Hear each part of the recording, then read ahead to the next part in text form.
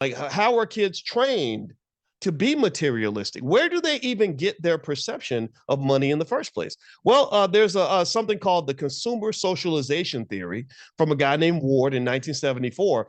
And his key idea is that children learn consumer behaviors and values from their parents, their peers, and media. So materialism begins in early childhood through repeated exposure to consumer environments, especially when parents emphasize brands, money, or gifts as rewards or indicators of success. So when they hear their mama say, he must be doing good, look at his car, that makes the kids say, okay, if I get a nice car, that means I'm doing good, even if I'm doing bad.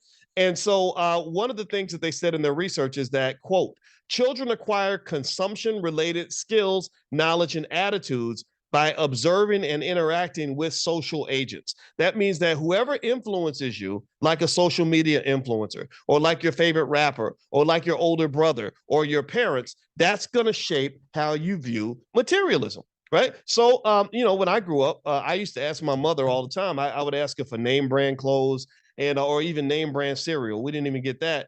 We wouldn't get the Frosted Flakes. We would get the Crunchy Flakes next to the Frosted Flakes. You know what I'm talking about.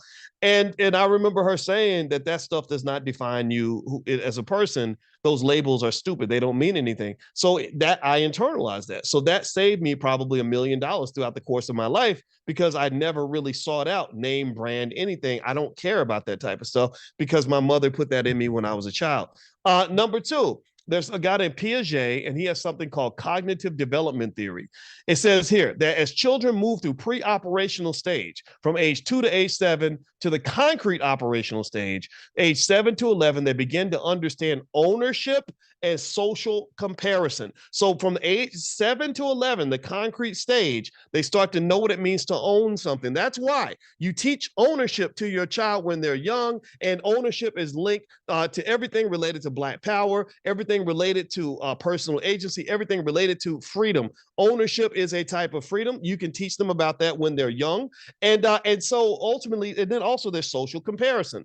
Unfortunately, a lot of kids learn in that stage of life that if I have more than what you've got, I can compare myself to you in a favorable way. That creates the phenomenon of keeping up with the Joneses.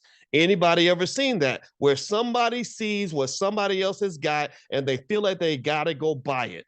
Anybody ever see that? Anybody ever see people trying to keep up with the Joneses? That is an economic death trap.